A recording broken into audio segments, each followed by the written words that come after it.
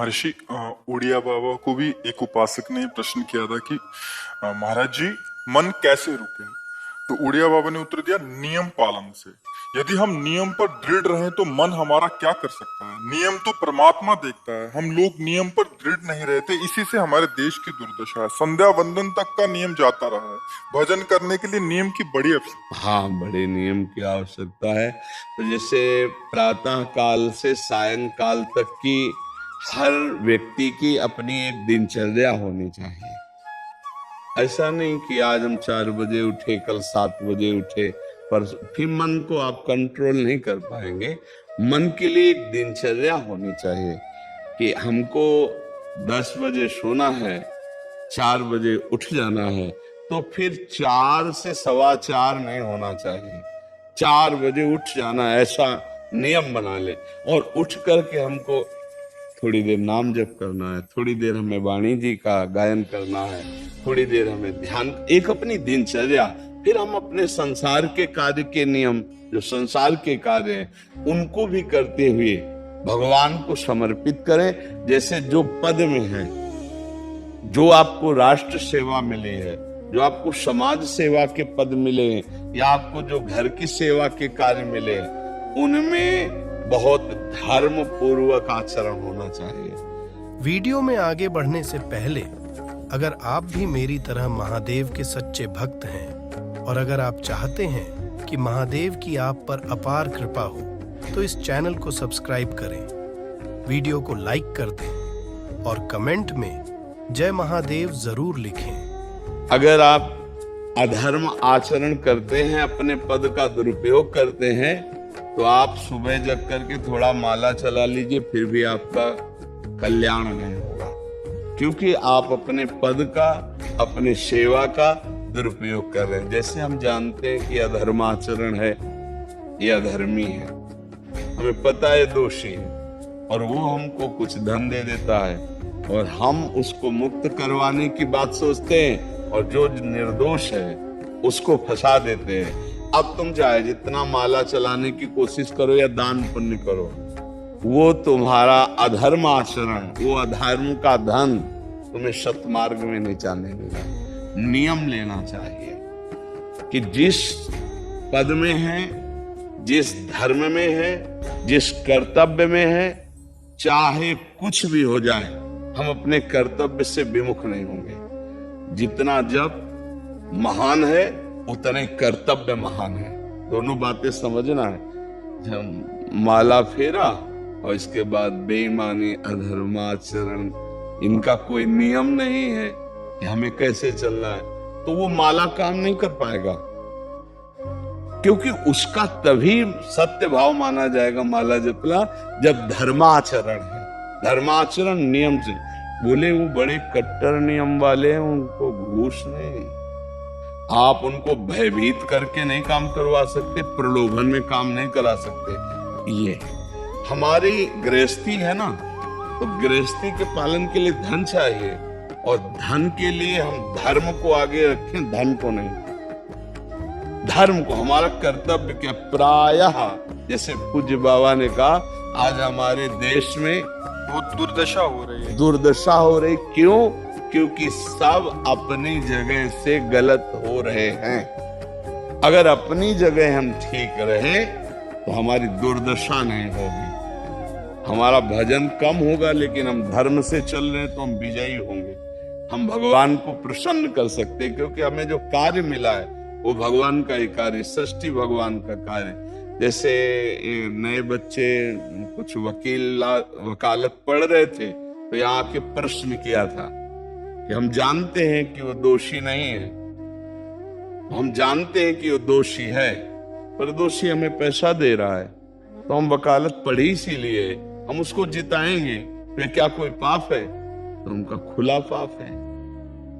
बोले नहीं, हमारी कोई ऐसा कंपनी दो, ऐसा कुछ बोले कि हमारी कंपनी को ये सिखाया जाता है, तो हमको तो ये करना ही होगा, अगर नहीं करेंगे तो हमारी वकालत का मतलब क्या रहा? तो नहीं, वकालत का मतलब अधर्मी को मुक्त करवाना नहीं है। वकालत का मतलब अधर्मी के सबूत एकत्रित करके उसको दंड दिलवाना है। और धर्मात्मा को मुक्त करवाना है। अब इसके लिए आपके पास अर्थव्यवस्था अगर कमजोर भी है तो धर्म व्यवस्था आपकी पूरी है। धर्म व्यवस्था ठीक है तो परिवार स्वस्थ रहेगा, सुखी रहेगा, भगवान आप पर प्रसन्न रहेंगे। अच्छा, फिर हमने तर्क रखा कि जैसे आपकी बहन के साथ कोई गलत व्यवहार करे, आपको पता है, और वो आपको 10 लाख रुपया घूस दे, तो क्या आप उसका पक्ष लेंगे? नहीं। तो फिर दूसरी बहन के साथ किया। अब यहां विचार करना है ना, अपने भाई का अगर कत्ल किए हो, मुझे पता हो कि ये दोषी है, तो क्या हम पैसे से उसको मुक्त करने देंगे? लगेगा कि जान की बाजी लगा देंगे तुम्हें हम। ऐसे ही एक गरीब आदमी की किसी ने हत्या की तो आपका पक्ष बनता है। पर ये ज्ञान कहाँ मिलेगा? बिना अध्यात्म के ज्ञान तो मिलेगा नहीं। ज्ञान तो इस बात का मिला कि कैसे पैसा कमाया जाए। अच्छा, वो पैसा यदि अधर्म से आया है तो आपकी दुर्दशा कर देगा, आपकी बुद्धि भ्रष्ट कर देगा। तो जो बाबा कह रहे हैं कि आज हमारे समाज की बड़ी दुर्दशा हो रही, उसका कारण यही है कि हमें अध्यात्म का ज्ञान नहीं, हमें धर्म का ज्ञान नहीं, और बड़ी बड़ी गलतियां हो जाती है। बिल्कुल पता है आदमी निर्दोष है और हम धन के प्रभाव से उसको दंड दे देते हैं। वो दंडा भगवान जब आपको पलट कर देंगे तो आप सह नहीं पाओगे, उसका परिणाम बहुत बुरा होता है। इसलिए समाज को चाहिए अपने अपने कर्तव्य का पालन करते हुए एक नियमावली बना ले। जैसे कुछ दुकानों का नियम होता है कि वहां फिक्स रेट होता है, नहीं होता? वहां ये नहीं चलेगा कि कसम से कहते हैं कि तुम्हें हम अपना जान करके कि 100 रुपया मीटर ये मिला है, हम बिल्कुल मुनाफा नहीं ले रहे। नहीं, झूठ क्यों बोल रहे हो? दुकान खोले हो मुनाफा के लिए, झूठ क्यों बोल रहे हो? नहीं लेंगे मुनाफा, हम जितने का लाए हैं उससे मुनाफा लेंगे, पर 120 रुपया मीटर देंगे। कपड़ा बढ़िया है, नाप फिट है, इससे नीचे नहीं उतरेंगे, हमें सफाई देने की जरूरत नहीं है कि हम कसम खाते हैं या ऐसा। जानते हो ये बिजली है, दुकान है, नौकर लगे हैं, तो इसका मुनाफा लेने के लिए दुकान खोले, कोई दान करने के लिए तो नहीं। तो सबको पता है मुनाफा लेगा, लेकिन एक फिक्स दाम, इसे 10-20 रुपया का मुनाफा लेकर के हम उसको बेच रहे हैं। लेकिन झूठ क्यों बोले? बोले झूठ के बिना धंधा नहीं चलता। नहीं, ऐसा नहीं है। अब असत्य बोलोगे तो उससे जो आपको मुनाफा मिलेगा वो आपकी बुद्धि भ्रष्ट करेगा, और सत्य है कि मुनाफा के लिए है वही चीज, और आप एक फिक्स रेट में दे रहे, बढ़िया है। अब अगर आप कोई मिलावट करके भोजन सामग्री दे रहे, आपको पता है, तो जो खाने वाले के हृदय में बैठे हुए भगवान है वो तुम्हारे जीवन में मिलावट कर देंगे, तुम्हारा जीवन महान दुखमय हो जाएगा। ये कहाँ समझा जाता है? एक आदमी सिंथेटिक दूध बना रहा है, उससे कहो ये अपने बच्चे को पिला, नहीं पिलाएगा। फिर ये दूसरे का बच्चा जब पिएगा तो उसकी हालत क्या होगी? दूसरे शरीर में जाएगा तो हालत क्या होगी? वो केवल धन की बुद्धि रखता है। एक आदमी घी में केमिकल मिला रहा है, एक ऐसे अभक्ष्य पदार्थ मिला रहा है, वो स्वयं नहीं खाएगा, लेकिन वो होटलों में भेजा जाएगा, हजारों लाखों लोग खाएंगे, बीमारी बढ़ेगी, उसको रुपया से मतलब है।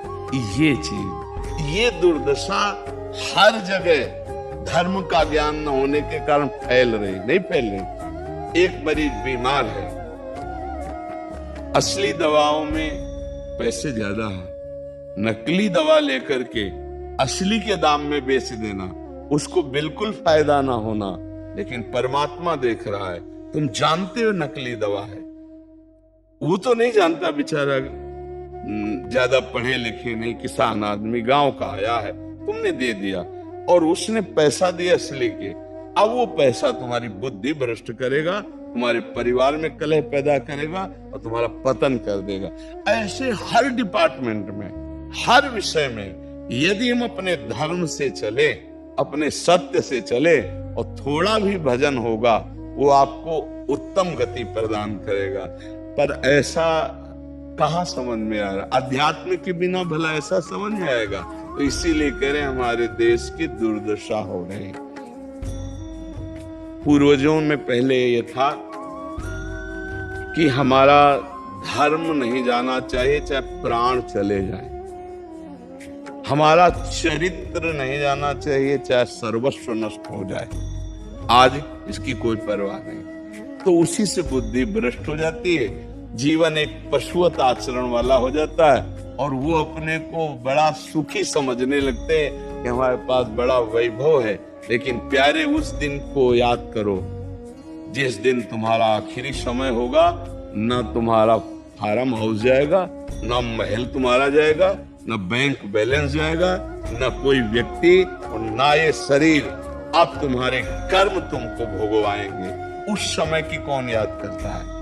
अगर उस समय की याद हो तो भय लग जाए कि नहीं पाप नहीं करूंगा, क्योंकि जाना है यहां से। अच्छा, कब जाना है कुछ पता नहीं है, किसी भी समय ट्रांसफर हो सकता है इस शरीर से।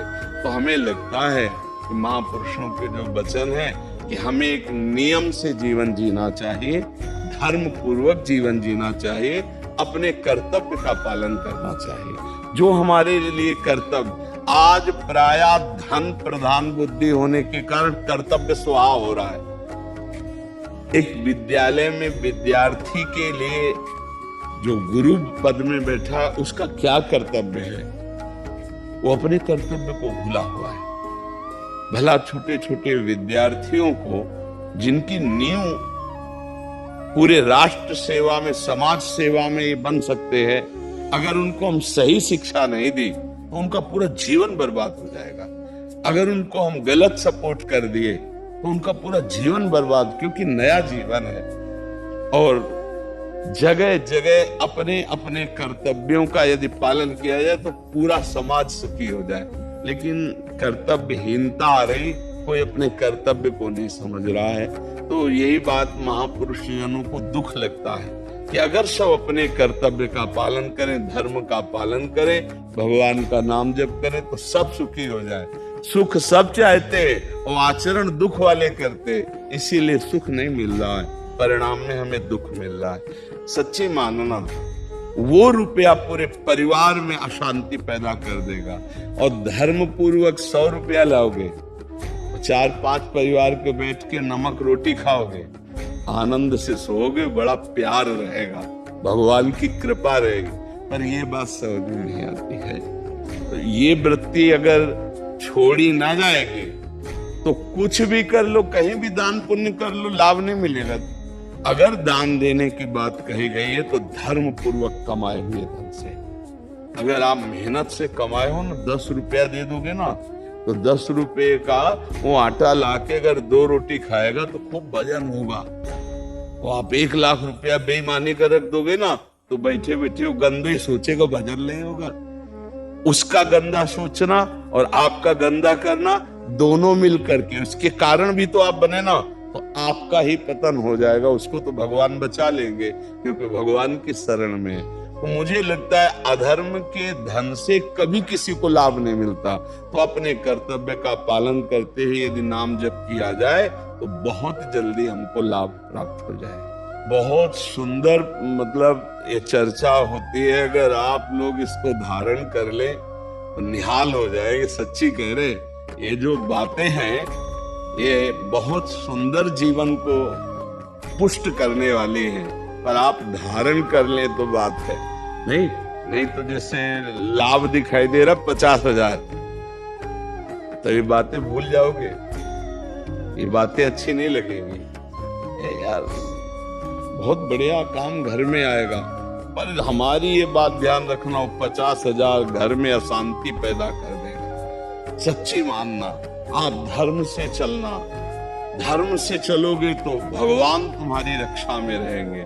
अधर्माचरण, देखो कैसी कैसी घटनाएं होती हैं। बढ़िया कार है, फिल्मी गाना लगाए चल रहे,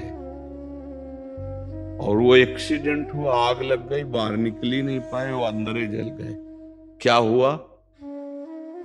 ये करोड़ों रुपए की कार भूंज दिया तुमको अंदर ही बैठा के, धू धू करके आग लग गई, अंदर जल। ऐसे जलना चाहते हो या भगवान के आनंद में चिंतन करके शरीर छूटे फिर दाह संस्कार हो, ऐसे कि सब लोग भगवान के नाम का कीर्तन करते हैं जा रहे, फिर आपका अंतिम संस्कार वहां जीवित जल गए, क्या हो सकता है? एक एक पल तुम्हारे कर्म का हिसाब होगा, एक एक सेकंड का। ऐसे कर्म करो कि हमारा अच्छा हिसाब हो, बुरा हिसाब। ये मत समझो कोई देख नहीं रहा, वो देख रहा है जिसको हिसाब करना है, वो देख रहा है। उसके लिए कोई वकील या किसी सबूत की जरूरत नहीं होती, वो सर्वांतर्यामी आपके अंदर बैठे देख रहा है। तो सदैव जैसे सत्संग सुन रहे हैं, तो अगर हाथ जोड़ के प्रार्थना है, थोड़ी भी बात मान लोगे तो आप सच्चे सुख के मार्ग में चलने लगोगे। नहीं तो भाई बहुत गंदी हवा चल रही है, माया की बहुत गंदगी ऐसी फैल रही। कलिकाल है ना, ये बातें किसी को पसंद न थी। वो बात बताओ कि हम कितना रुपया कमा ले, कैसे कितने भोग भोग ले, और वो अध्यात्म में नहीं है। आपको सच धोखे में मत रहना। अध्यात्म में है, जितना आप धर्म से चलोगे उतना सुखी होगे, और लोक में जितना धन मिल जाएगा उतना सुखी माना जाएगा। लेकिन वो सुख नहीं है, वो चंद मिनट के लिए हाइलोजन की तरह जलेगा, फ्यूज हो जाएगा। और धर्मात्मा दीपक की तरह जलेगा और बहुत काल तक चलता रहेगा। इन बातों का चिंतन कीजिए, खूब नाम जप कीजिए और भगवान के भरोसे रहिए, गंदे आचरण मत कीजिए।